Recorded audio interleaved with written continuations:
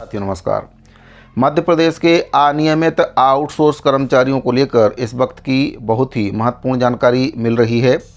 मध्य प्रदेश विधानसभा budget सत्र में outsource कर्मचारियों को लेकर कई प्रकार के महत्वपूर्ण प्रश्न लगाए गए हैं, जिनका जवाब अब शासन स्तर से मिलना शुरू हो गया है।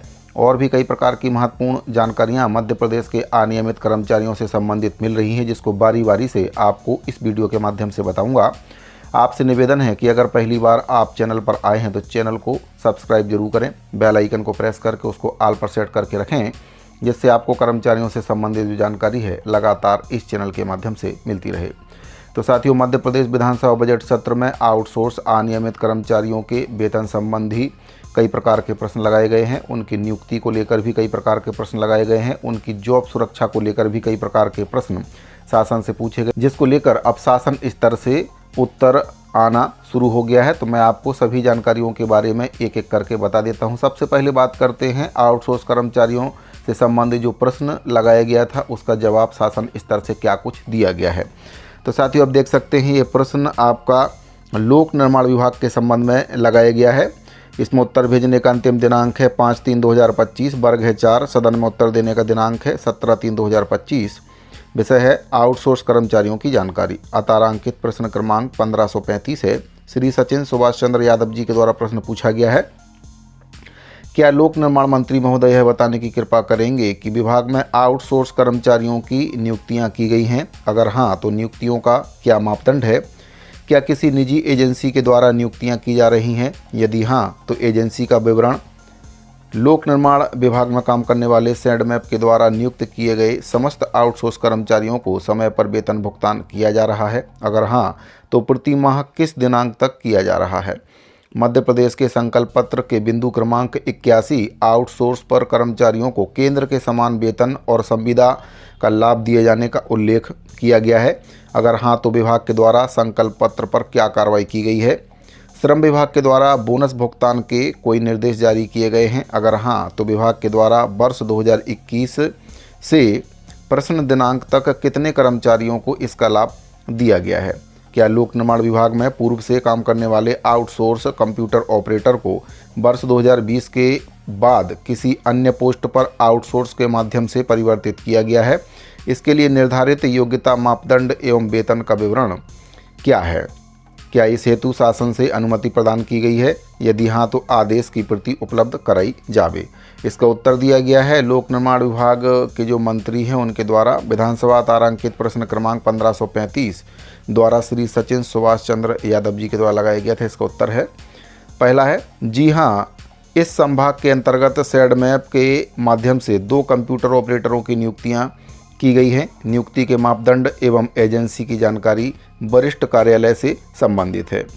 इस संभाग के अंतर्गत सैडमैप के माध्यम से नियुक्त कंप्यूटर ऑपरेटर को वेतन समय पर न दिया जाकर 1 से 2 माह के विलंब से दिया जाता है। ये दूसरे प्रश्न का उत्तर दिया गया है, मतलब कर्मचारियों को समय से वेतन नहीं मिल पा रहा है, 1 से 2 माह विलंब इसमें हो रहा है। अगले प्रश्न का उत्तर दिया गया ग नंबर के प्रश्न का। इसमें मध्य प्रदेश शासन के संकल्प पत्र पर कार्यवाही शासन स्तर से संबंधित, यानी कि उनको केंद्र के समान वेतन देने का जो संकल्प पत्र में वादा किया गया था वह शासन स्तर से संबंधित है, यानी कि इसके बारे में इनको कोई भी जानकारी नहीं है। भविष्य में इस पर क्या होगा, मिलेगा भी या नहीं मिलेगा, कोई कन्फर्म इसमें नहीं है। घ नंबर के प्रश्न का उत्तर इसमें दिया गया जी हाँ। श्रम विभाग के आदेश क्रमांक C1182/2023 भोपाल दिनांक 7/8/2023 में उल्लेखनीय सैडमैप द्वारा आउटसोर्स कंप्यूटर ऑपरेटरों को वर्ष 2021 से अद्यतन दिनांक तक बोनस भुगतान का लाभ नहीं दिया गया है। तो किसी भी प्रकार के बोनस का भुगतान आउटसोर्स कर्मचारियों को नहीं किया जा रहा है, ये स्पष्ट उत्तर में कहा गया है। अगला है लोक निर्माण विभाग में काम करने वाले आउटसोर्स कंप्यूटर ऑपरेटर को वर्ष 2020 के बाद अन्य स्थान पोस्टिंग की जानकारी वरिष्ठ कार्यालय से संबंधित, यानी कि इसके बारे में अभी मंत्री महोदय जी को कोई भी जानकारी नहीं है। तो ये प्रश्न का उत्तर इसमें मंत्री महोदय जी के द्वारा दिया गया है। आउटसोर्स कर्मचारियों से संबंधित जो प्रश्न लगाया गया था, केंद्र के समान वेतन देने की बात भी प्रश्न में पूछी गई थी, जिसका जवाब भी उनके द्वारा टाल मटोल करके दिया गया है। तो कई प्रकार के प्रश्नों का जवाब शासन स्तर से सीधे तौर पर नहीं दिया जा रहा है। इससे ये स्पष्ट होता है कि मध्य प्रदेश सरकार अनियमित आउटसोर्स कर्मचारियों के संबंध में गंभीर नहीं है, उनको किसी भी प्रकार का लाभ शासन नहीं पहुंचाना चाहती है।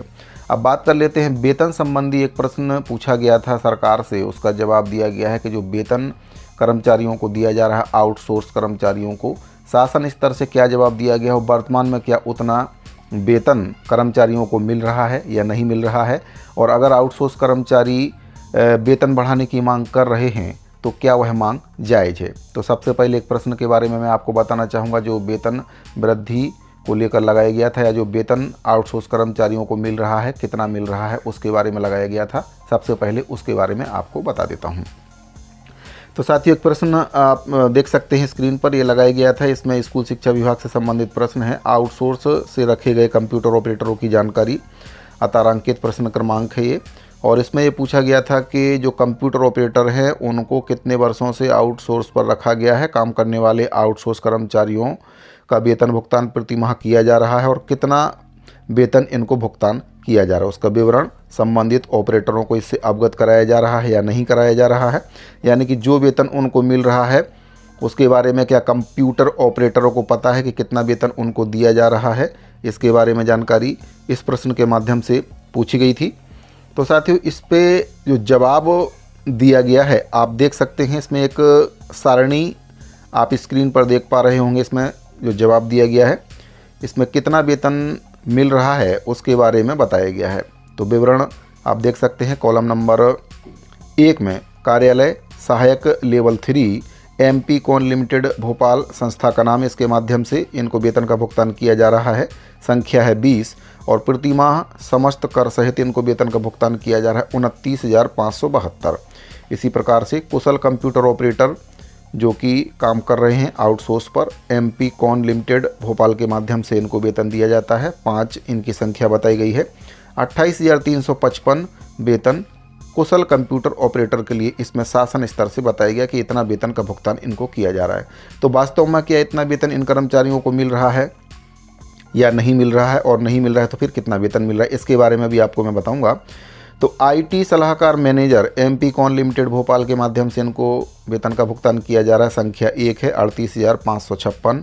Data entry operator MP con limited Bhopal, संख्या है 26, 15,727 वेतन इसमें दिया जा रहा है। वाहन चालक कुशल को शेड मैप भोपाल के माध्यम से वेतन का भुगतान किया जाता है। 6 इनकी संख्या है, 15,587 वेतन का भुगतान किया जाता है। तो साथियों, विधानसभा में सरकार से सवाल के जवाब में ये बताया गया कि आउटसोर्स कंप्यूटर ऑपरेटर को 28,355 रुपये वेतन दिया जा रहा है। आपको बताना चाहूँगा कि मध्य प्रदेश आउटसोर्स एवं संविदा प्रकोष्ठ के जो प्रदेश अध्यक्ष हैं वासुदेव शर्मा जी के द्वारा सरकार में 19 फरवरी 2019 के मध्य प्रदेश शासन के श्रमायुक्त का आउटसोर्स कर्मचारियों को मिलने वाले वेतन का आदेश सार्वजनिक किया है। इसमें 23,870, 28,870 रुपये महीना न्यूनतम वेतन की मांग की गई थी। विधानसभा के शीतकालीन सत्र में पूछे गए सवाल के जवाब में सरकार ने आउटसोर्स कर्मचारियों को दिए जाने वाले वेतन की जानकारी, जो तालिका आपको दिख रही है इसके अनुसार दी है, जो ये बताती है कि न्यूनतम वेतन 23,770 की मांग आउटसोर्स कर्मचारियों के द्वारा जो की जा रही है वह जायज़ है और उतना वेतन उनको मिलना चाहिए। तो साथियों, क्या कर्मचारियों को ये वेतन मिल रहा है जो वेतन इसमें बताया गया है? क्या उतना वेतन आउटसोर्स कर्मचारियों को मिल रहा है? शासन के द्वारा जो जानकारी दी गई है कि इनको 28,000 के आसपास वेतन दिया जा रहा है, क्या कंप्यूटर ऑपरेटरों को वास्तव में इतना वेतन मिल रहा है? तो इसका जवाब है नहीं। कहीं ना कहीं कंपनियां कर्मचारियों के वेतन में कटौती करके उनको वेतन दे रही हैं, इसीलिए इनके वेतन में वृद्धि की मांग भी आउटसोर्स कर्मचारी संगठनों के द्वारा लगातार शासन से की जा रही है। अब एक और आदेश यहाँ पर मैं आपको दिखाना चाहूँगा, जिसमें सीधे विभाग से वेतन देने को लेकर पत्र जारी किया गया है। उसमें क्या कुछ कहा गया है उसके बारे में भी आपको जानना जरूरी है। तो आप देख सकते हैं स्क्रीन पर आपको एक आदेश दिख रहा होगा। ये आदेश आपका मध्य प्रदेश शासन स्कूल शिक्षा विभाग मंत्रालय वल्लभ भवन भोपाल से जारी किया गया 4/3/2024 को। इसमें जो प्रति है आयुक्त लोक शिक्षण मध्य प्रदेश भोपाल, संचालक राज्य शिक्षा केंद्र मध्य प्रदेश भोपाल, विषय इसमें बताया गया है शिक्षा विभाग में काम करने वाले आउटसोर्स कंप्यूटर ऑपरेटर्स को अंडरटेकिंग लेकर पारिश्रमिक का सीधा भुगतान किए जाने के संबंध में। यानी कि इनको आउटसोर्स कंपनियों से अंडरटेकिंग लेते हुए सीधे इनको विभाग से वेतन का भुगतान करने की बात इसमें कही गई है। इसमें कहा गया है कि उपरोक्त विषय अंतर्गत अवर सचिव मुख्यमंत्री कार्यालय से प्राप्त पत्र क्रमांक 1037 दिनांक 13/2/2024 के माध्यम से प्राप्त माननीय विधायक श्री वीरेंद्र सिंह लोधी के पत्र क्रमांक दिनांक 2/2/2024 की सहपत्रों सहित 6 प्रति संलग्न प्रेषित है। शिक्षा विभाग में काम करने वाले आउटसोर्स कंप्यूटर ऑपरेटर आर्थिक तंगी से परेशान हैं। इनको मिलने वाले पारिश्रमिक का एक बड़ा हिस्सा नियुक्तिकर्ता एजेंसी हड़प लेती है। इससे कार्यरत ऑपरेटर को आर्थिक नुकसान होता है और नियुक्तिकर्ता एजेंसी लाभ अर्जित करती हैं। इसीलिए आउटसोर्स ऑपरेटर को अंडरटेकिंग लेकर पारिश्रमिक का सीधा भुगतान करने की व्यवस्था को सुनिश्चित करने का उल्लेख किया गया है। अतः उपरोक्त प्रकरण पर नियमानुसार आवश्यक कार्रवाई कर कृत कार्रवाई से संबंधित एवं विभाग को अवगत कराने का कष्ट करें। प्रमोद सिंह, उप सचिव, मध्य प्रदेश शासन स्कूल शिक्षा विभाग से यह आदेश जारी किया गया है।